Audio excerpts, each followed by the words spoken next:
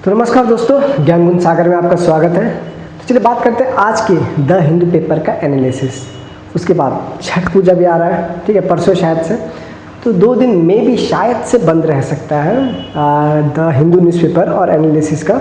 मे भी हो सकता है छठ पूजा के बाद मैं कंपाइल करके पूरा दे दूंगा, ठीक है, जो भी कल या परसों या नरसों 3 दिन का कंपाइल करंट अफेयर्स मैं अपलोड कर दूंगा। ओके, सो आज देखते हैं आज का टॉपिक क्या इंपॉर्टेंट है, ठीक है। कलर मैंने चूज कर लिया है। US sanctions Russian oil majors Indian points to cut buy. ये वर्ड्स कट जाता है यार। इंडियंस आर ओके, थोड़ा फिर क्लाउड सीडिंग की बात करेंगे।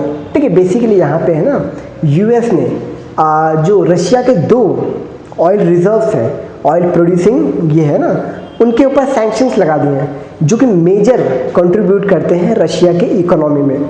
और पुतिन बोलता है, नॉट पुतिन, ट्रम्प बोलते हैं कि इसी पैसे का इस्तेमाल पुतिन यूक्रेन के वॉर में करता है, तो इसीलिए उसके ऊपर सैंक्शन लगाए। थोड़ा उसके ऊपर देखेंगे, उसके ऊपर डिस्कस करेंगे, okay.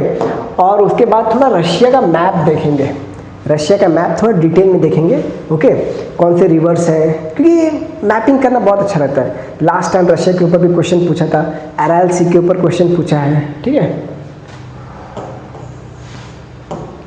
UN matters, symbol of possibility. थोड़ा यहाँ पे यूनाइटेड नेशन ऑर्गेनाइजेशन के बारे में जानेंगे, ठीक है।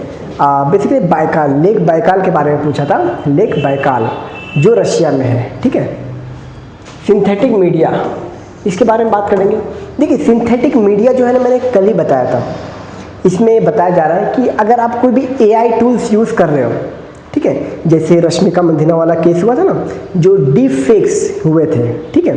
तो डीप फेक से क्या होता है, किसी का भी मतलब ये रहता है ना, फेक फेस बना देना, किसी पे अपलोड कर देना, किसी पॉलिटिकल एजेंडा के लिए उसको मिसयूज़ करना, ठीक है, ऐसा होता है वॉइस को।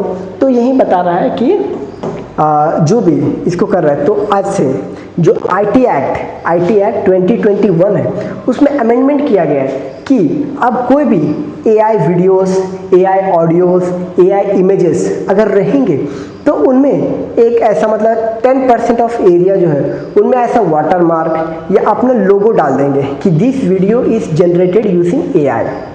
तो उसी के ऊपर ये है, ठीक है। हालांकि मैंने कल इसको अच्छे से डिस्कस किया हुआ है, आज मैं थोड़ा डिस्कस कर दूंगा। How do monsoons affect Tamil Nadu, थोड़ा इसके बारे में बात करेंगे। इस Punjab stubble burning problem really decline. देखिए, स्टबल बर्निंग को थोड़ा डिस्कस करेंगे, ठीक है, स्टबल बर्निंग को डिस्कस करेंगे। Modi to participate in ASEAN meet virtually, drop Malaysia travel. अभी देखिए दीपावली है, छठ पूजा भी आ रहा है, तो मोदी जी अभी थोड़े अपने छठ पूजा में ज़्यादा बिजी रहेंगे, ठीक है, कि कल्चर को भी संभालना है भाई मेरे हिसाब से। तो डिस्कस करते हैं यूएस सैंक्शंस।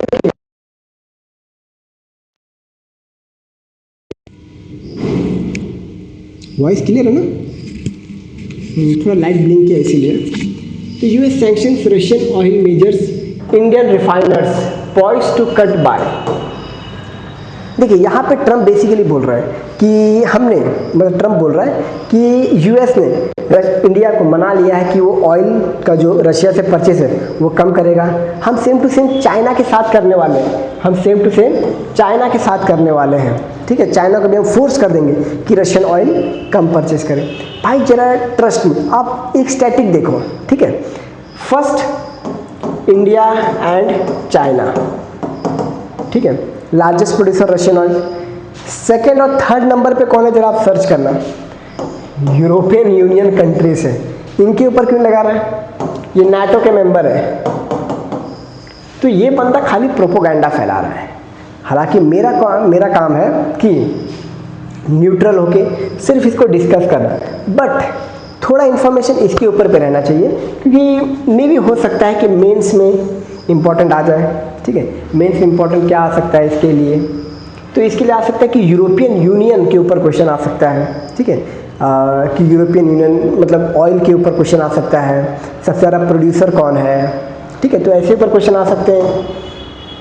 तो देखिए अब इसी आर्टिकल को मैंने यहाँ पे लिख दिया है, यहाँ पे बात करते हैं। US under president Donald Trump has announced fresh sanction on Russia's 2 largest oil producers. कौन कौन है? Rosneft and Lukoil.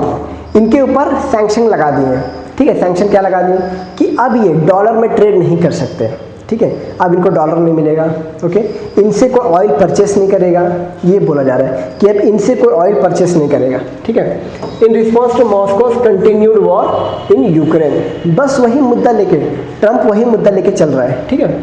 This mark major escalation in US economic warfare against Russia targeting core of its financial strength. देखिए Russia का financial strength अभी फिलहाल क्या है? Natural gas, crude oil, ठीक है। गैस और क्रूड ऑयल में उसका ज़्यादा स्ट्रेंथ है क्योंकि इसका मेजॉरिटी ऑफ जो इनकम है ये इसी के ऊपर डिपेंड है, ओके। और जैसे अपना कुवैत हो गया, कतर हो गया, यूएई हो गया, इन सब कंट्रीज़ का जो मेजॉरिटी ऑफ इनकम सोर्स है ना ये ऑयल है, ठीक है। तो वही ट्रंप बोल रहा है कि this marks major escalation of US economic warfare against Russia targeting core of its financial strength, oil and gas export. यही रशिया के फाइनेंशियल कोर स्ट्रेंथ है, ठीक है। Which provide 25% of Russian government's budget. 25% बहुत ज़्यादा होता है, 1/4 ऑफ बजट, ठीक है। सो टारगेटेड एंटिटीज किनको? 2 कंपनीज को टारगेट किया है, ठीक है, okay. Share of global oil output, देखिए रशिया भी one of the largest producer of oil है, इसीलिए तो अभी दुनिया में इंडिया को सबसे ज़्यादा ऑयल कौन दे रहा है? रशिया दे रहा है, वो भी डिस्काउंट प्राइस पे, समझे। Combined they account 5% of global production. 5% बहुत ज़्यादा होता है। सबसे ज़्यादा ऑयल रिजर्व कहाँ पे है? वेनेजुएला, मैंने कल ही बताया था, वेनेजुएला में, ठीक है। वेनेजुएला में ये मिलियन बैरल है, ठीक है। ये बैरल के हिसाब से बता रहा हूँ मैं, 303 मिलियन बैरल के हिसाब से बता रहा हूँ। सबसे ज़्यादा यहीं पे है। सेकंड कहाँ पे है? सऊदी अरेबिया में, ठीक है। तो ऐसे करके ये 5% ग्लोबल प्रोडक्शन है। कौन? रशिया। तो मे भी यूपीएससी क्वेश्चन पूछ सकता है कि रशिया कितने नंबर पे आता है, क्योंकि यूपीएससी ने एक बार क्वेश्चन पूछा था कि इंडिया का टोटल एक्सपोर्ट परसेंटेज कितना है, तो यूपीएससी ने ऑप्शन में दिया था 2.3 था ना, हाँ 2.3%, जो कि ये आंसर गलत था। इसका आंसर क्या था? 1.8% is the correct answer, UPSC में ये था, ठीक है। तो इंडिया का total export percentage all over कितना है? 1.8% एक्सपोर्ट है, ठीक है। टोटल दुनिया में सबसे ये बोला जाता है एक्सपोर्ट का परसेंटेज, तो इंडिया का 1.8% है। तो ऐसे क्वेश्चन पूछ सकता है, ओके। शेयर हो गया। Deadline for compliance, US treasury allows companies until November 21 to wind down transaction. अब ट्रांजैक्शन वही स्विफ्ट तो बंद कर दिया है। स्विफ्ट होता है ना, स्विफ्ट एक ट्रांजैक्शन ये था, ठीक है, जिसमें रशिया डॉलर में ट्रेड करता था, अब उससे निकाल दिया है, ठीक है। तो अभी जो कंपनीज हैं वो डॉलर में ट्रेड कर रहे थे, रशियन गवर्नमेंट नहीं कर सकते थे लेकिन ये लोग करते थे, अब इनको भी बंद करने बोल रहे हैं, ठीक है। तो ऑब्जेक्टिव क्या है? ऑब्जेक्टिव मैंने आपको बता दिया है, to cut financial channel funding Russia war effort. जो फाइनेंशियल स्ट्रेंथ है, core financial strength of Russia, US उसको टारगेट कर रहा है, okay. Statement from US treasury secretary Scott Bessent, given president Putin's refusal to end this senseless war, we are sanctioning Russia's 2 largest oil companies that fund the Kremlin's war machine। ठीक है, ये देखिए। अब इसके बाद बात करते हैं रशिया, जो कि न्यूज़पेपर का जो मुद्दा था वो हमने डिस्कस कर लिया, किसके ऊपर सैंक्शन लगा रहा है, क्यों सैंक्शन लगा रहा है, ये हमने डिस्कस कर लिया, ठीक है। अब थोड़ा मैप के देख लेते हैं, क्योंकि मैपिंग के ऊपर क्वेश्चन पूछ लेता है। फॉर एग्जांपल एक बार यूपीपीसीएस ने पूछा था कि मुरमांस्क पोर्ट के ऊपर पूछ लिया था, ठीक है। तो रशिया में ही है, मुरमांस्क है, ठीक है। ये व्हाइट सी है ना। अब यहाँ पे बहुत से ऐसे होते हैं, टनल्स जाते हैं, गैस पाइपलाइंस जाते हैं, ठीक है। यहाँ से पाइपलाइंस भी जाते हैं, ठीक है। चलो मैंने आपको इतना बता दें, व्हाइट सी से पाइपलाइन कौन सा जाता है? व्हाइट सी से कौन सा पाइपलाइन जाता है यूरोपियन कंट्रीज में, ठीक है। आप इस पाइपलाइन का नाम बताओ, मैंने यहाँ पे पाइपलाइन ड्रॉ कर दिया, ठीक है। इसका पाइपलाइन का कमेंट में बताओ। नेक्स्ट, मॉस्को कैपिटल हो गया, ओके। अब ये पूरा रशिया का मैप है। देखिए मेजॉरिटी जो रशिया है ना, एशिया का भी पार्ट है और यूरोप का भी पार्ट है। डिवाइड कहाँ होता है, ये जो उराल माउंटेन है ना, यूराल माउंटेन, यहाँ से इधर में पार्ट आता है किसका, यूरोप का, इधर से इधर एशिया का पार्ट आता है, ठीक है। तो Russia is a part of both Asia as well as Europe, okay. तो ये टोटल मैप है रशिया का, आप देख सकते हो। ये लैप्टेव सी है, मे बी यूपीएससी पूछ लेगी लैप्टेव सी कहाँ पे है, और ओशन दे देगा कि कौन से ओशन में है, क्या अटलांटिक ओशन में है, ठीक है, क्या पैसिफिक ओशन में है। तो लैप्टॉप सी कहाँ पे, आर्कटिक ओशन में। कहाँ पे है, आर्कटिक ओशन में, ओके। ईस्ट साइबेरियन सी, साइबेरियन से तो कोई भी पता लगा लेगा। कारा सी, ठीक है, बैरेंट सी, ओके। ये हो गया, ये है कमचटका पेनिनसुला। अब कमचटका पेनिनसुलर में रशिया का मेजर ऑयल रिजर्व्स है, ठीक है, ऑयल रिजर्व है उसका। ये है, ये सखालाइन है, सखालाइन बोलते हैं इसको, ओके।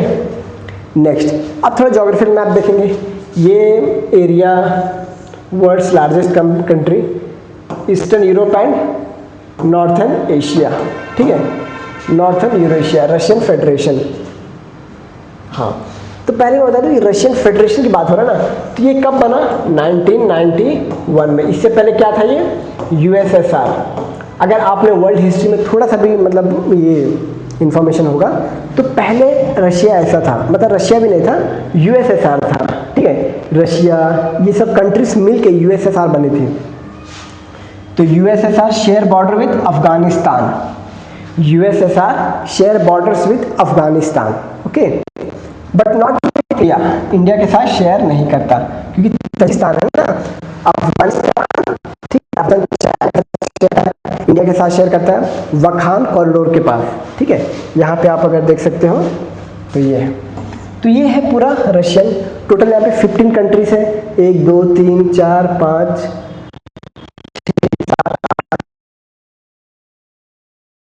14, ओके। हाँ, लॉन्गिट्यूड नेक्स्ट है 11 टाइम जोन्स। ये यूपीएससी ने इस बार पूछा था, 2025 में पूछा था, ऑस्ट्रेलिया में कितना टाइम जोन्स है, ऑस्ट्रेलिया में कितना टाइम जोन्स है, ठीक है। तो ऑस्ट्रेलिया में 4 टाइम जोन्स है, ठीक है। तो रशिया में 11 टाइम जोन्स है। सबसे ज़्यादा टाइम जोन्स फ्रांस का है, क्योंकि फ्रांस का बाउंड्री बहुत फैला हुआ है, ठीक है। फ्रांस का जो टेरिटरी है ये अपना पैसिफिक ओशन में है, इंडियन ओशन में भी है, ठीक है। जो आप कुछ क्या कोमोरोस आइलैंड वगैरह के आसपास जो ना, मैडागास्कर, कोमोरोस आइलैंड के आसपास उसके फ्रांस के टेरिटरीज हैं, ठीक है। तो अलग अलग टाइमलाइन डिसाइडेड है। तो फ्रांस का सबसे ज़्यादा टाइमलाइन है 13, कितना, 13। इंडिया का एक ही टाइमलाइन है, ओके। ये हो गया नेबरिंग कंट्रीज। नेबरिंग कंट्रीज आप देख सकते हो, मैंने पूरा बता दिया, ठीक है। नॉर्वे, फिनलैंड, एस्टोनिया, कहाँ पे है, ये नॉर्वे है, ये फिनलैंड है। स्वीडन के साथ नहीं शेयर करता, एस्टोनिया, लाटविया, ठीक है, लिथुआनिया, पोलैंड, कहाँ है पोलैंड, ये रहा पोलैंड। अब पोलैंड के साथ कैसे शेयर करता है पता है, पोलैंड के साथ, क्योंकि देखिए यहाँ पे इसका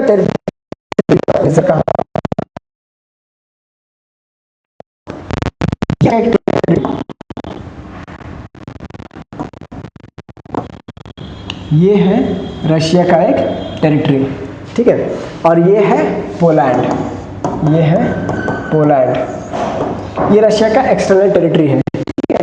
तो पोलैंड हो गया, कैलिनिंग्राड, इसका नाम है कैलिनिंग्राड, ठीक है, कैलिनिंग्राड इसका नाम है। बेलारूस हो गया, यूक्रेन हो गया, यूक्रेन हो गया, ये हो गया Georgia. Azerbaijan, Kazakhstan, Azerbaijan, Kazakhstan, Armenia के साथ शेयर नहीं करता। चाइना, मंगोलिया, नॉर्थ कोरिया, ठीक है। Coastline, Arctic ocean, Pacific ocean, Baltic, black sea, Caspian sea, okay. तो ये हमने फिजिकल बात कर लिया। मैपिंग में ये भी पूछ सकता है कि बाउंड्री कंट्रीज कौन कौन से रशिया के, ठीक है, तो डिस्कस कर लेंगे। अब रिवर्स की बात करेंगे, लैंड मास डिवाइडेड टू 6, नहीं, लैंड मास की बात करते हैं, किसमें है, रशियन, वेस्टर्न रशिया, लोलैंड्स रेंज, हालांकि ये नहीं पूछेगा लेकिन फिर भी आप देख सकते हो। Ural mountain, natural divide between Europe and Asia, rich in minerals, iron, copper, निकल। वेस्ट साइबेरियन प्लेन, ये है वेस्ट साइबेरियन प्लेन, ठीक है,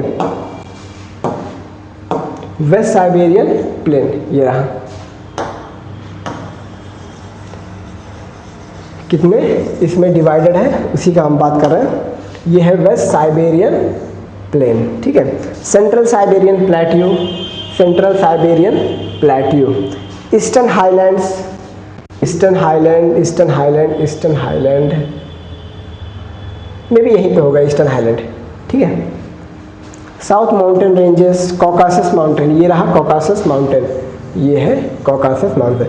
यहीं पे माउंट एल्ब्रूस, अल्टाइसयन, highest peak of Europe, mount Elbrus, ठीक है, हाईएस्ट पीक ऑफ यूरोप, ठीक है।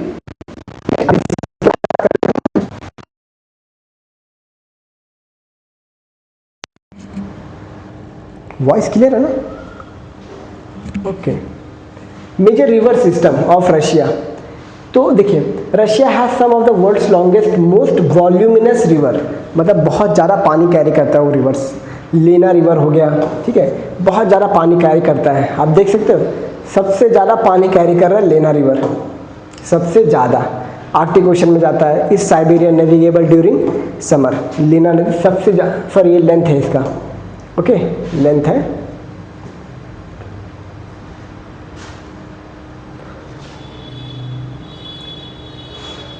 World's most flowing into the Arctic, Pacific and inland seas, Volga नदी, ठीक है। वोल्गा कहाँ पे है, ये रहा वोल्गा, कहाँ पे वोल्गा, ये रहा, जो कि सबसे लंबा नदी है, सबसे, ये रहा वोल्गा नदी, ठीक है, ये है वोल्गा नदी, ठीक है। नेक्स्ट डॉन नदी, डॉन, डॉन नदी कहाँ पे है, और डॉन नदी कहाँ पे जाता है पता है, सी ऑफ एजोव में जाता है, सी ऑफ एजोव, जो कि ब्लैक सी से कनेक्ट करता है कर्च स्ट्रेट से, कर्च स्ट्रेट। मैं आपको एक मैप दिखाता हूँ, कर्च स्ट्रेट,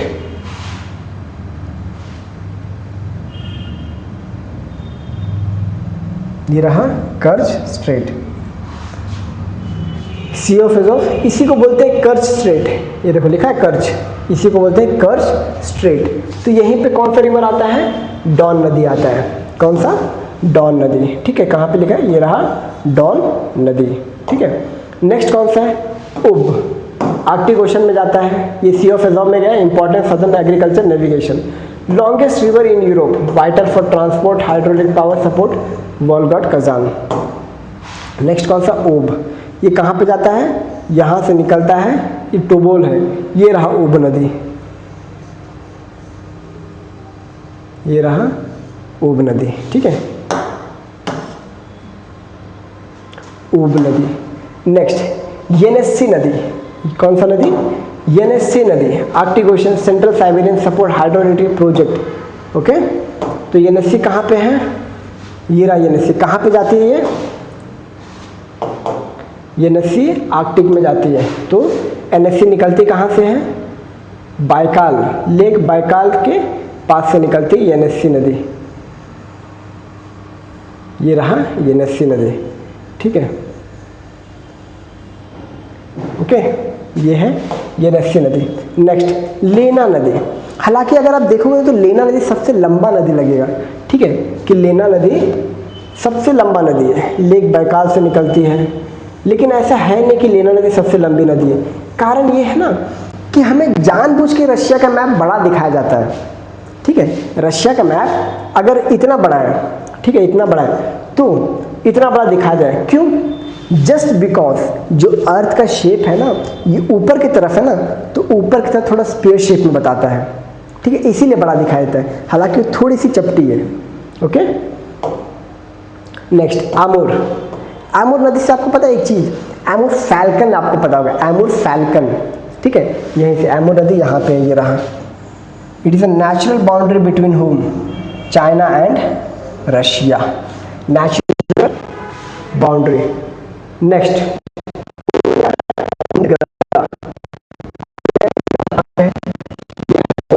कोलम और इंदिरगिरा, ठीक है। फिर ये और भी रिवर्स है कुछ, ओके। तो हमने रिवर्स देख लिया रशिया का, ठीक है। अब ऑयल मतलब वहाँ के रिजर्व देखते हैं, oil and natural gas reserve in Russia. Russia hold 6% of global oil reserves, ठीक है, and 20% of global gas reserve. आप देख रहे हो 20% ग्लोबल गैस। देखिए आपने इसके बारे में सुना होगा, कौन सा वो पाइपलाइन है, नॉर्थ स्ट्रीम पाइपलाइन। अगर मैप दिखाऊं नॉर्थ स्ट्रीम पाइपलाइन का,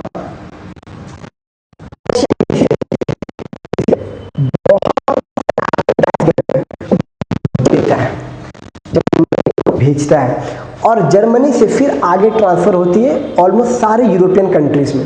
ये देखिए ये है नॉर्थ स्ट्रीम पाइपलाइन। अभी हमने क्या बात किया कि दुनिया में 20% नेचुरल गैस का रिजर्व कहाँ पे है, रशिया में है। तो रशिया क्या करता है, बेचता ही है, ठीक है। ये देखिए कहाँ से निकलता है, वाइबॉग उस्टलुगा से ग्रिफ्सवॉल्ड तक निकलता है, ठीक है। नॉर्थ स्ट्रीम 2 जो है ये अभी बनने के कगार पे है, ऑलमोस्ट रेडी है, ठीक है। नॉर्थ स्ट्रीम 1 है, ठीक है। तो ये कहाँ, ग्रिफ्सवॉल्ड तक जाता है। कहाँ पे, ऑप्शन में आ सकता है ग्रिफ्सवॉल्ड कहाँ पे है, ये जर्मनी में है, ठीक है। तो यहाँ से पोलैंड वगैरह सबको नेचुरल गैस पहुँचता है अगर किसी दिन। तो इसलिए तो मैंने आपको डेटा बताया, इसीलिए मैंने आपको ये वाला डेटा बताया, यही था ना, हाँ, कि इंडिया और चाइना फर्स्ट नंबर पे बाय करते हैं, ठीक है। तो यूरोपियन यूनियन कितना बाय करते हैं, यूरोपियन यूनियन तो third largest procurement of Russian oil and natural gas इस यूरोपियन यूनियन। तो उन पे क्यों लगा रहा है, क्योंकि वो नाटो के मेंबर है, समझे। तो ये है ट्रम्प का डिप्लोमेसी, ये भी आप देख सकते हो। तो ठीक है, it's a top 3 producer both oil and natural gas globally. State companies like Rosneft जिसके ऊपर अभी सैंक्शन लगा हुआ है, गैसप्रोम, लुकोइल एंड सरगटनेफ्टेगास, ठीक है, डोमिनेट। नेक्स्ट बात करते हैं west Siberian basin, Volga Ural basin. Major field है जो है ना, ऑयल फील्ड्स है, ठीक है, oil fields and gas fields है, उसके ऊपर बात कर लेते हैं। वेस्ट साइबेरियन बेसिन, ठीक है, produce 60% of Russia's oil and gas. कहाँ पे, वेस्ट साइबेरिया बेसिन। मैंने आपको वेस्ट साइबेरिया बेसिन का मैप दिखाया था, कहाँ पे है, west Siberia basin. West Siberian जो प्लेन है ना, यहीं पे सबसे ज़्यादा आपको मिल जाएंगे, ठीक है। वोल्गा उराल रीजन, मैंने आपको उराल बताया, वोल्गा भी बताया, ठीक है। उराल और वोल्गा, ये रहा वोल्गा और ये यहाँ पे उराल माउंटेन है, ये देखिए। तो इसी वाले रीजन पे क्या है, इसी वाले रीजन पे ये है तर्कस्तान, बर्कोस्तान, one of the oldest oil producing region. कौन सा रीजन, ये वाला रीजन, वोल्गा और उराल के बीच वाला जो रीजन है, इस वाले रीजन की हम बात कर रहे हैं, ठीक है। कौन से, इस वाले रीजन की, ठीक है। एक और मैप देखते हैं, कहाँ पे, इस वाले रीजन की, कहाँ पे, ये वोल्गा है, ये उराल है, इस वाले रीजन की बात कर रहे हैं। और इस वाले रीजन में कौन है, ये है, ठीक है। तिमान बेचोरा बेसिन, आर्कटिक नॉर्थ वेस्ट, ठीक है, नियर बैरेंट सी। हमने बैरेंट सी के बारे में बात किया, ये है बैरेंट सी, ठीक है, यहाँ पे। तो इस एरिया की बात की जा रही है, ठीक है, इस एरिया का बात किया जा रहा है। सखालाइन आइलैंड, मैंने अभी आपको सखालाइन आइलैंड के बारे में बताया, ये है सखालाइन आइलैंड, ये है सखालाइन आइलैंड, ओके। ये क्या है, सखालाइन आइलैंड है। कैस्पियन बेसिन, कैस्पियन से आपको पता ही है कहाँ पे है, ठीक है। तो वहाँ पे अस्त्रखान कालमिया, तो अस्त्रखान में भी वहाँ पे इसका रिजर्व है, oil reserve. Rich offshore oil and gas fields, Arctic shelf, Arctic shelf, Yamal, Kara Sea. Kara Sea कहाँ पे, हमने जस्ट अभी बात किया कि कारासी कहाँ पे, ये रहा कारासी, ठीक है। तो इसी प्रकार का मैपिंग करेंगे ना तो बहुत अच्छे से क्लैरिटी हो जाएगी, ठीक है। Gazprom project, future frontier of LNG exports. Okay, next India's ONG project in Russia, Kamchatka. देखिए हमारा जो ओएनजीसी विदेश लिमिटेड है ना, ओएनजीसी विदेश लिमिटेड, एक हमारा ओएनजीसी है जो महारत्ना कंपनी है, ठीक है। एक ओएनजीसी विदेश लिमिटेड है, ये मिनी रत्ना कंपनी है, ठीक है। अलग अलग कंपनी है। तो ये मोस्टली ऑयल का रिजर्व देखती है, वहाँ पे अपना कॉन्ट्रैक्ट साइन करती है, ऑयल निकालती है, ओएनजीसी विदेश लिमिटेड। एक सेकंड, थोड़ा पानी पी लेता हूँ।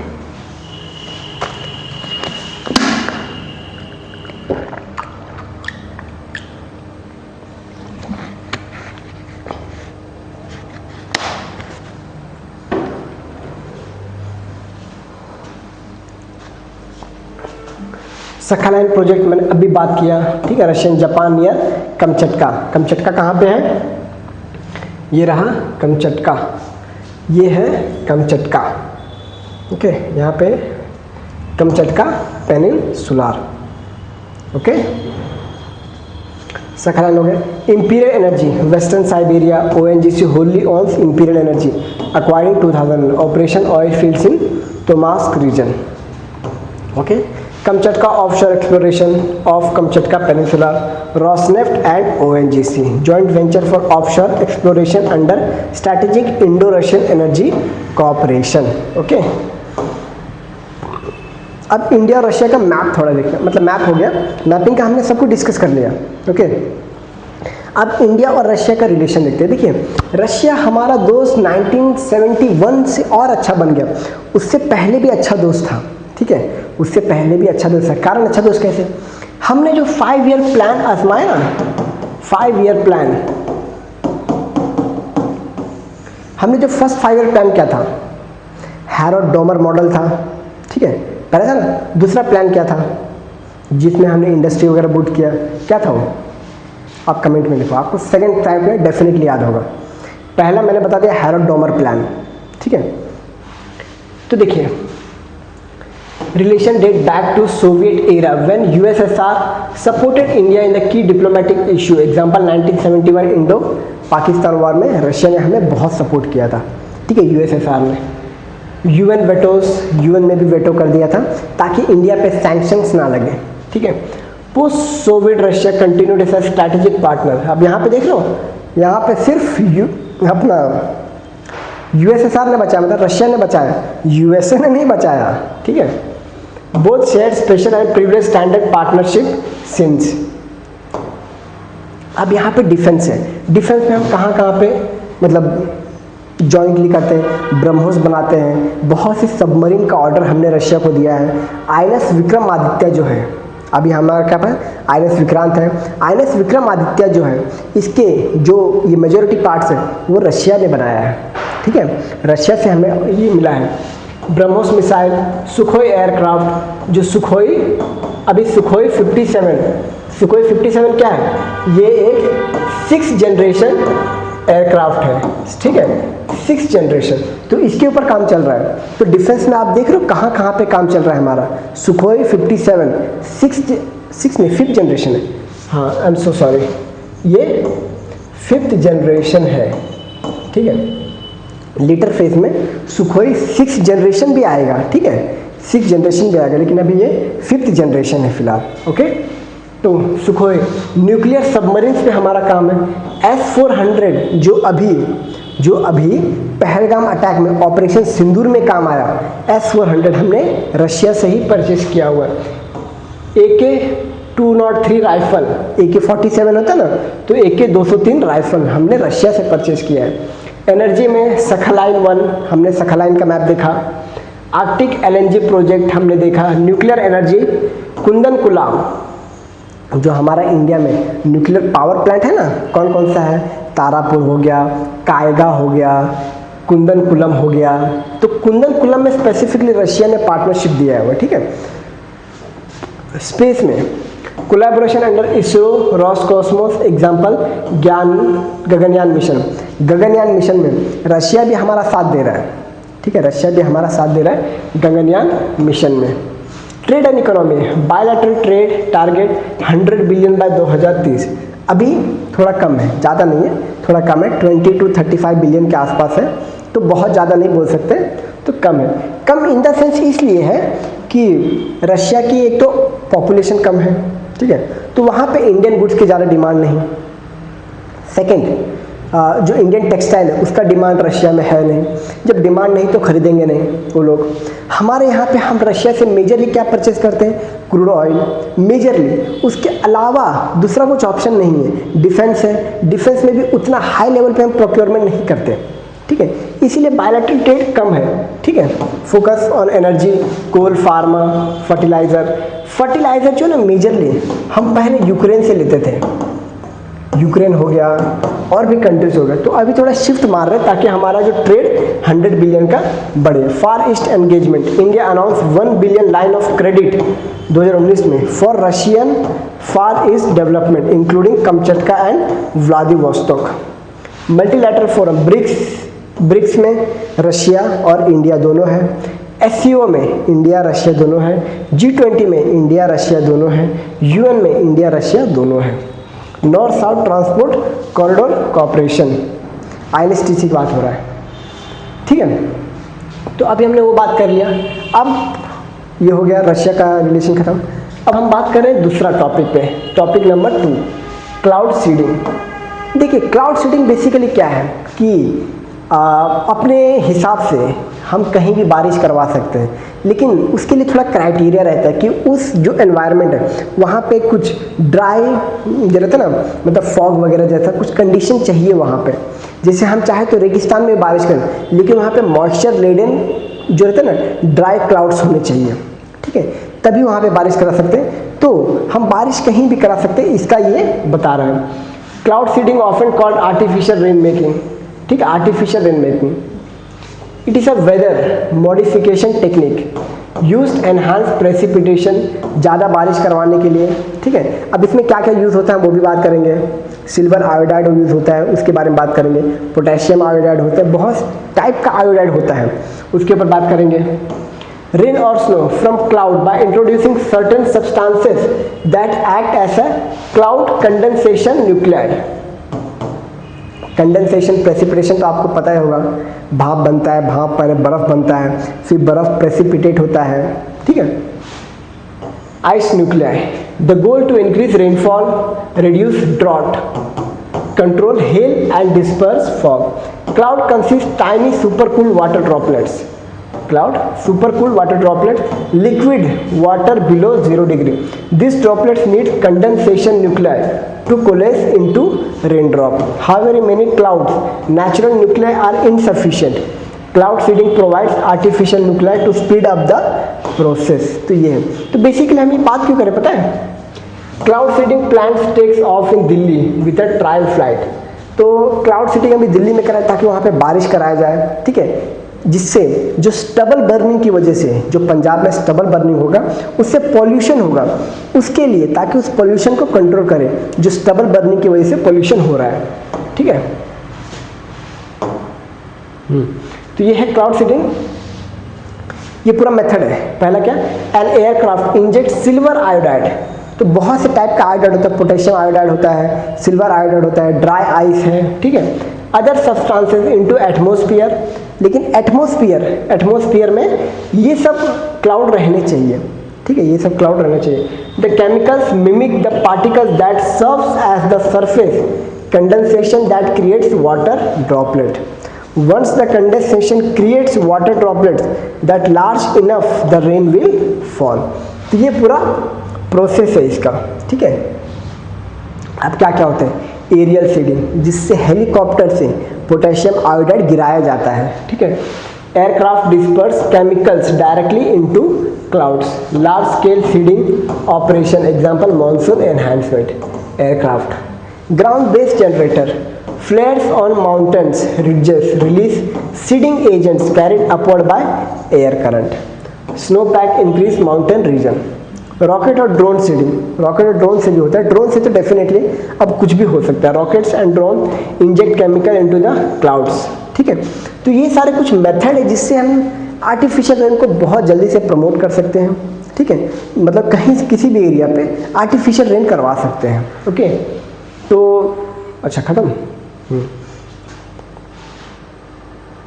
तो बेसिकली उसका यही था, ठीक है। अब नेक्स्ट बात करते हैं यूनाइटेड नेशन का। और हम यूनाइटेड नेशन पे क्यों बात करेंगे, क्योंकि शशि थरूर ने जो 4 टाइम मेंबर ऑफ पार्लियामेंट रहे हैं तिरुवनंतपुरम से, तो इन्होंने बहुत अच्छा आर्टिकल लिखा है यूनाइटेड नेशन ऑर्गेनाइजेशन के ऊपर, ठीक है, कि यूएन अभी तक कहाँ सक्सेस हुआ है, कहाँ फेल हुआ है, कैसे वो 3rd वर्ल्ड वॉर रोकने के इसमें लगा हुआ है।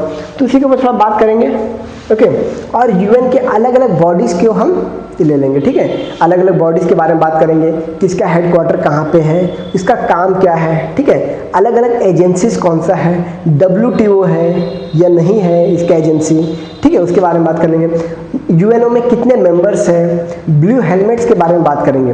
ब्लू हेलमेट्स क्या है, दुनिया में कहीं पे भी पीस कीपिंग फोर्स जो है ना, पीस कीपिंग फोर्स अपने इंडिया का ब्लू हेलमेट्स है, ठीक है। अपने इंडिया से जो ब्लू हेलमेट्स जाते हैं वो है दुनिया में सबसे ज़्यादा, ठीक है। तो इसी के बाद बात करेंगे हिस्टोरिकल कंटेक्स्ट फाउंडिंग विजन 1945 में ढूंढा गया था। ये लीग ऑफ नेशन का सक्सेशन था। पहले क्या बना था, league of nation.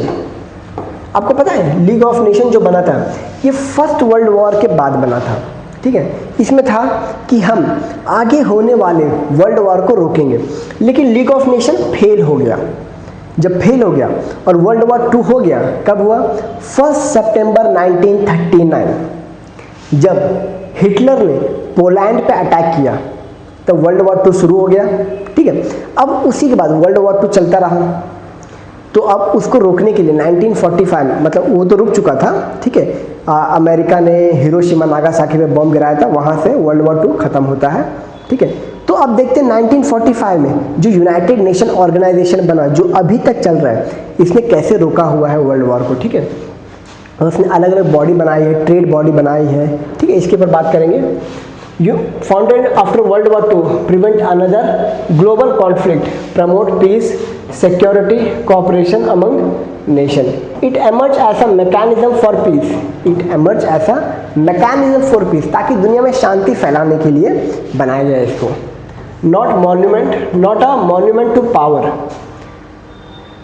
Fundamental principle क्या है, सोवर्जन equality of all state, peaceful resolution of dispute, collective security, promotion of human rights and development. तो इसी में बहुत सी बॉडी आती है, UNHRC, United nation human right council, ठीक है। ये सब भी आते हैं ह्यूमन राइट्स को प्रोटेक्ट करने के लिए, ठीक है। To replace failed league of nation, offering an institutional platform. मैंने आपको लीग ऑफ नेशन के बारे में बता दिया, ठीक है। तो evolution of United Nation organization, cold war period. आपको पता है कोल्ड वॉर पीरियड था यूनाइटेड स्टेट्स एंड USSR के बीच में कोल्ड वॉर का फेज चल रहा था। The UN became proxy battle ground of US Soviet rivalry, veto politics often paralyze security council, yet UN agency expanded global governance through health, WHO, UNESCO, education, food, United Nation food and agriculture organization and development, United Nation development programme, ठीक है। Post cold war period, the UN became laboratory for global cooperation, success, Namibia, east Timor, Cambodia, peace keeping operation. Peace keeping operation, जो peace keeping forces रहते हैं उसको क्या बोला जाता है, ब्लू हेलमेट्स बोला जाता है, ठीक है। क्या बोला जाता है इसको, ब्लू हेलमेट्स। फेलियर, रवांडा में फेल हुआ 1994, सेरेब्रेनिका में फेल हुआ, marked by inaction and lack of political will. Cuban missile war में भी पार्शियल सक्सेस है, लेकिन वहाँ पे लीडरशिप को महत्व दिया जाता है कि लीडरशिप में अच्छे थे US और USSR के, तभी क्यूबन मिसाइल क्राइसिस स्टॉप हुआ, ठीक है। It expanded the human right environment, human, ठीक है। 21st century challenge, multipolarity, digital threats, terrorism, pandemic and climate change, the rise of China, India, Brazil, Africa voice. China, India, Brazil, Africa का voice क्यों, ताकि इनको भी, मतलब China तो already P5 का मेंबर है, जो G4 है ना, G4 ये चाहता है। कौन कौन से G4 है? साउथ अफ्रीका, ब्राज़ील है, जापान है, इंडिया है, एक में जर्मनी भी है ना, south Africa, Germany, Brazil, India, ठीक है। ये वो बोलते हैं कि जो यूएनएससी है, ठीक है, यूएनएससी, इसका पार्टिसिपेशन बढ़ाओ, सिर्फ P5 क्यों, और भी बढ़ाओ इसका पार्टिसिपेशन। तो ये लोग बात कर रहे हैं उसी के बारे में, ठीक है। Establishment, UN charter sign 26 June 1945 San Francisco में साइन हुआ था by 50 countries. It came into force October 24, 1945 which is celebrated every year United Nation day. तो 24 October is United Nation day, ठीक है। To provide framework for international cooperation and conflict resolution. Okay, next बात करते हैं। अब हम किसकी बात करने वाले हैं? जो यूएन में बॉडीज है ना, उसके बारे में बात करने वाले हैं। उसके हेडक्वार्टर्स कहाँ पे और वो फंक्शंस क्या करते हैं, क्योंकि यूनाइटेड नेशन ऑर्गेनाइजेशन में एक नहीं बहुत से बॉडीज हैं, एक नहीं बहुत से बॉडी। तो अभी हमने जस्ट कुछ बात की है, यूएनडीपी का बात किया है, यूएनएससी का बात किया है कि नहीं, United Nation food and agriculture organisations का बात किया है, यूएनएसको के बात किया है, यूएनईपी के बात किया है, यूनाइटेड नेशन एनवायरमेंटल प्रोग्राम, ठीक है, यूनाइटेड नेशन एनवायरमेंटल प्रोग्राम। इसका हेडक्वार्टर कहाँ पे है? नैरोबी केनिया में है, ठीक है, नैरोबी केनिया में है, ठीक है। तो और भी ऐसे हैं जो जिनके बॉडी कहाँ कहाँ पे वो देखेंगे, ठीक है। तो New York city headquarters United Nation organization का, यूएनओ का, ठीक है। अदर मेजर ऑफिसेस, बाकी इधर ऑफिस है Geneva, Switzerland, human right, health and refugee work, क्योंकि यूनाइटेड नेशन का एक रेफ्यूजी काउंसिल भी है ना 1951 में, United Nation refugee council. Vienna Austria, drug, crime, atomic energy, Nairobi Kenya, environment and human settlement. Total member कितने हैं? As of 25। The latest member South Sudan 2011 में ऐड हुआ। Observer status holy see, Vatican city and Palestine. Palestine को बहुत लोग अभी state का ये कर रहे हैं कि अब पैलेस्टीन को भी हमें स्टेट बनाना चाहिए, ठीक है, बहुत लोग डिमांड कर रहे हैं। बहुत लोगों ने इसको स्टेट का रिकॉग्निशन भी दे दिया है, बहुत से, फ्रांस ने दे दिया है, और भी बहुत से कंट्रीज है, फ्रांस हो गया, यूके हो गया, इन सब ने इसको स्टेट का रिकॉग्निशन दे दिया पैलेस्टीन को। Official language English, French, Russian, Chinese, Spanish, Arabic. आप ये देख सकते हो, ऑफिशियल लैंग्वेज देख सकते हो, ठीक है, ये पूछा जा सकता है। अब किसके बारे में बात करेंगे? हेडक्वार्टर्स कहाँ पे है, फंक्शंस क्या है, ठीक है, ऑर्गन, कौन कौन से ऑर्गन है? यूनाइटेड नेशन जनरल असेंबली, ठीक है, सिक्योरिटी काउंसिल। अब जनरल असेंबली, अभी जनरल असेंबली का मेंबर कौन है? चीफ कौन रहते हैं? जनरल। अभी जस्ट इसका 80th, हाँ 80th United nation general assembly हुआ है। और जो इसकी प्रेसिडेंट थी, इसकी प्रेसिडेंट हर साल चेंज होती है, हर साल चेंज होती है इसकी प्रेसिडेंट, ठीक है। तो शायद से जर्मनी की जो फॉरेन मिनिस्टर थी या फाइनेंस मिनिस्टर, वो इस बार चेयर की थी इसको, यूनाइटेड नेशन जनरल असेंबली, वो भी 80th United nation general assembly.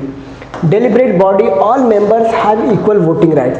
सबसे ज़्यादा 193 मेंबर्स टोटल इसमें आते हैं, ठीक है। Discuss global issues, approve budget, elect non permanent UNSC member. तो नॉन परमानेंट यूएनएससी मेंबर कौन इलेक्ट करता है? यही इलेक्ट करता है। इंडिया कितनी बार बना है? इंडिया 8 टाइम बन चुका है। कितनी बार? 8 बार। इसका 8 बार मेंबर बन चुका है। एक होता है परमानेंट, एक नॉन परमानेंट। परमानेंट कौन कौन है? US, UK, okay, France, China, Russia. कितने हुए? 5 हुए। कौन कौन? यूएस, यूके को हमेशा डाल दो, यूएस, यूके, फिर फ्रांस, चाइना, रशिया, ठीक है। और जो टोटल कितने रहते हैं? 5। अब ये और जो 10 मेंबर रहते हैं, 5 परमानेंट और 10 नॉन परमानेंट, ठीक है। 10 नॉन परमानेंट। ये हो गया, हमने इसकी बात कर ली है। अरे ये तो यहाँ पे लिखा हुआ है, ECOSOC, socio council, coordinates economic, social and cultural. इन सब का हेडक्वार्टर्स वहीं पे अपना क्या, न्यूयॉर्क में ही है, ठीक है। हाँ, सिर्फ इसका इंटरनेशनल कोर्ट ऑफ जस्टिस का हेग में है। इसका कहाँ पे है? हेग में है, नेदरलैंड, ठीक है। बाकी सबका ट्रस्टीशिप काउंसिल बंद हो चुका है अभी फिलहाल, इसका काम अभी बंद हो चुका है। नो इनएक्टिव सिंस पलाउस इंडिपेंडेंट 1994, ये फिलहाल बंद है। बाकी इन सब का सेक्रेटेरिएट अभी एंटोनियो गुटेरेस है। अभी कौन है यूनाइटेड नेशन का secretariat? Antonio Guterres. Antonio Guterres Portugal का है, ठीक है। नेक्स्ट बात करते हैं, हाँ ये सब एजेंसीज हैं यूनाइटेड नेशन के agency, world health organization, UNESCO, United Nation education, ठीक है, फूड एंड एग्रीकल्चर, आईएलओ। आपको पता है आईएलओ कब बना था? आईएलओ 1919 में बना था, मतलब यूनाइटेड नेशन के बनने से भी पहले बना था आईएलओ। कितना? 25 साल पहले। इसके बनने से पहले आईएलओ 25 बना था। ट्रीटी ऑफ वर्सेल्स के थ्रू बना था वर्ल्ड वॉर 1 के टाइम पे, okay. IMF, world bank, UNICEF, UNHCR, ठीक है, आप इनको देख सकते हो कहाँ कहाँ पे इनके हेडक्वार्टर्स हैं, ओके। आप ये देख सकते हो, इनके फंक्शंस देख सकते हो। Next, role and achievement, peace keeping. 70 peace keeping operation since 1948 की सक्सेस। नामीबिया में सक्सेस, ईस्ट तिमोर में, सुएज क्राइसिस 1956 में, फर्स्ट की पीस कीपिंग डेवलपमेंट। यहीं पे सुएज क्राइसिस में ही यूएस ऊपर हो गया और जो यूके ब्रिटेन है वो नीचे हो गया, क्योंकि यूएस ने धमकी दिया। पहली बार यूएसए ने यूके को धमकी दिया कि तू पीछे हट। समझ लो, मतलब देख रहे हो पावर कैसे शिफ्ट हो गया। क्योंकि इससे पहले क्या पावर किसके पास था? ब्रिटेन के पास है। ब्रिटेन पूरी दुनिया पे राज किया है, ऑलमोस्ट सारी दुनिया पे राज किया है। लेकिन 1956 के बाद इसको कोई धमकी देने लगा। किसको? यूके को, कि तू पीछे हट, मैं देखता हूँ, ठीक है। यहीं से डॉन बन गया था। कौन? यूएसए। 1956 से डॉन बन गया था। Current mission include South Sudan, ठीक है, humanitarian, UNICEF, UNHCR, world food programme, ठीक है, आप ये सब देख सकते हो। सिक्योरिटी काउंसिल रिफॉर्म, वेटो, मतलब इनकी रिफॉर्म कर रहे हैं, ठीक है। Peace for nation, overlook consensus, ये सब इश्यूज है। इशू क्या है? सिक्योरिटी काउंसिल में रिफॉर्म चाहिए। Power structure exclude major players like India and Brazil. क्यों? यूनाइटेड नेशन सिक्योरिटी काउंसिल सिर्फ 5 लोग हैं परमानेंट जो कि अपना वेटो पावर रखते हैं, ठीक है, वेटो पावर है, तो उसको बढ़ाने की जरूरत है। ऑफ कोर्स इंडिया को तो रिप्रेजेंटेशन मिलना ही चाहिए। दुनिया की सबसे बड़ी डेमोक्रेसी है, विश्व गुरु है, और विश्व गुरु ही बाहर है। वेटो पावर किसके पास है? 5 के पास है। मैंने P5 मेंबर के नाम बता दिए, और आप एक बार कमेंट में भी लिख दो। Bureaucracy and inefficiency, of course inefficiency, तभी तो फेल हुआ है कहीं के पे यूएनओ, ठीक है। अगर यूएनओ सक्सेस हुआ है तो यूक्रेन का वॉर अभी तक क्यों नहीं रुका है कि नहीं? यूक्रेन का वॉर अभी तक क्यों नहीं रुका है? Funding crisis, of course funding crisis होते हैं। Partial allegations, acquisition of bias, especially conflict resolution, okay. तो background wise stubble burning happens. देखिए ये वाला आर्टिकल को डिस्कस करने की जरूरत नहीं है, क्योंकि आपको पता है, ठीक है। यहाँ पे हम सिर्फ कुछ डिस्कस करेंगे पॉल्यूटेंट्स के बारे में। स्टबल बर्निंग क्यों हो रहा है कि देखिए अभी नवंबर के समय में धान कटाई शुरू होगी, ठीक है। अभी अक्टूबर, नवंबर, दिसंबर में छठ पूजा जैसे खत्म होती है, धान कटाई शुरू होगी। धान कटाई के जस्ट 15 दिन बाद, 15-20 दिन बाद गेहूँ लगना शुरू होगा। क्यों? वो रबी सीजन रहता है। ये क्या है? ये खारिफ सीजन खत्म हुआ, जिसमें पैडी होता है, ठीक है, चावल होता है, चावल का सीज़न ख़त्म। अब सिर्फ 20 दिन है, उसके 20 दिन के अंदर उनको क्या लगाना है? वीट लगाना है, तो उनको तुरंत स्टबल बर्निंग करना पड़ता है। यही लिखा हुआ है, ठीक है। थोड़ा इसको पढ़ लीजिए। High cost residual management, machines like happy seeder. Happy seeder machine क्या है पता है ना? वो पूरा अच्छे से क्लीन कर देता है, happy seeder. Super strong management system and rotavator are expensive despite subsidies. Small farmers often can't afford operational cost, diesel and machinery. Water law, Punjab preservation subsoil act. आपको पता है एक पूसा डिकम्पोजर आता है। क्या आता है? पूसा डिकम्पोजर।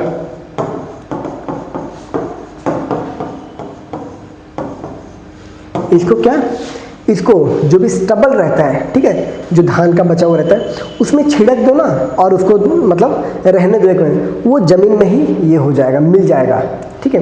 तो वो एक अल्टरनेटिव है, इसको अपनाना चाहिए। यहाँ पे लिखा हुआ है क्या? पूसा डिकम्पोजर नहीं लिखा हुआ है, बट पूसा डिकम्पोजर ऐसा होता है। तो स्टबल बर्निंग को रोकने के लिए ये बहुत अच्छा काम है, पूसा डिकम्पोजर, ठीक है। ये बहुत अच्छा चीज़ है, इसको प्रमोट करना चाहिए पूसा डिकम्पोजर को। क्या लिखा है, स्टबल बर्निंग को नहीं करना है, conversion into composite, stop burning off crop waste. तो पूसा डिकम्पोज बहुत अच्छा चीज़ है, इसको पानी में मतलब मिला के छिड़कना है, ठीक है। पूसा डिकम्पोजर इसको यूज़ करना चाहिए। जो लोग हैप्पी सीडर मशीन ये सबको अफोर्ड नहीं कर पाते, उन्हें पूसा डिकम्पोजर के लिए जाना चाहिए। वो उसको गला देता है, जो स्टबल रहता है उसको गला देता है, ठीक है। तो जलाने की ज़रूरत नहीं, और जब जलाओगे नहीं तो पोल्यूशन होगा नहीं, समझे। तो यही बात है। बाकी इसमें इस आर्टिकल में उतना कुछ खास नहीं, सिर्फ पोल्यूशन देख लो, कार्बन डाइऑक्साइड ये सब बढ़ता है, मीथेन इमिशन होता है, नाइट्रोजन ऑक्साइड होता है, ठीक है। All potent green house gas, climate change, kill beneficial macros, earthworm, lead loss of soil fertility, organic. तो यही सब कुछ है। Stubble burning, PM 2.5, PM 10 level in Delhi NCR ये सब बढ़ जाता है। तो ठंडी के मौसम में जो दिल्ली का NCR वाला रीजन ये पोल्यूशन से पूरा भरा हुआ रहता है, समझे। तो ये सब है। वही main cause, short window between paddy and wheat, high cost of management. Short window रहता है ना, सिर्फ 20 दिन दिया जाता है। धान कटाई शुरू हुआ, 20 दिन के बाद वीट लगाना है, तो उतने दिन में कहाँ से तुरंत कर पाएंगे। Punjab, Haryana, Uttar Pradesh, major pollutants PM 2.5, carbon dioxide, methane, nitrogen oxide. Data इतना 10,909 fires, lack burn area, detection issue, misuse due to timing, haze, small land holding, ठीक है। ये सब कुछ आप देख सकते हैं। CAQM, alternative, happy seeder, super SMS, bio decomposer, इसी की बात हो रहा है, क्या, पूसा डिकम्पोजर। तो इसको प्रमोट करना चाहिए, पूसा डिकम्पोजर को प्रमोट करना चाहिए। Multi sensor monitoring, economic insensitive, crop diversification, ठीक है। अब नेक्स्ट आर्टिकल में हम बात क्या करेंगे, देखिए, ऑफिसर्स अमंग 10 इंजर्ड, त्रिपुरा बंद। अब देखिए त्रिपुरा में बंद हो गया, लॉकडाउन, शट डाउन, ठीक है, बिजनेस बंद, धंधा बंद। क्यों? ये इसलिए हो रहा है इमिग्रेशन की वजह से, इलीगल इमिग्रेशन की वजह से, इलीगल इमिग्रेशन। अब वहाँ पे देखिए बेसिकली जो त्रिपुरा सिविल सोसाइटी है, इनका डिमांड क्या है कि तिप्रासा अकॉर्ड को लागू करो। किसको?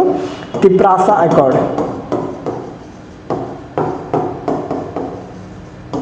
तिप्रासा अकॉर्ड को लागू करो, ठीक है। और दूसरा ये है कि इनका एक लैंग्वेज आता है कॉकबोरोक है ना, वो लैंग्वेज आता है त्रिपुरा का, जो कि रोमन इसमें लिखा हुआ है। वो बोलते हैं इसको लागू करो, यहाँ का मेन लैंग्वेज बनाओ, ठीक है। और तीसरा मेन मुद्दा है इलीगल इमिग्रेशन को हटाना, जो कि मेजरली बांग्लादेशीज है। कौन है मेजरली? बांग्लादेशीज। अब ये आ जाता, तो इनको हटाने के लिए टोटल बंद सिस्टम रखा है। इन्होंने गवर्नमेंट से अपील की कि ये वाली जो हमारी डिमांड है पूरी करो, तब हम जाके बंद रोकेंगे। अभी इसके ऊपर आने वाला, क्योंकि ये जो प्रोटेस्ट हुआ है ये कल ही हुआ है, ठीक है, तो इसके ऊपर आगे और आर्टिकल्स आएंगे, तब हम इसको अच्छे से डिस्कस करेंगे, ठीक है। तो अभी के लिए द हिंदू यहीं पे समाप्त करते हैं दोस्तों। जय हिंद, और छठ पूजा अच्छे से सेलिब्रेट कीजिए, ठीक है।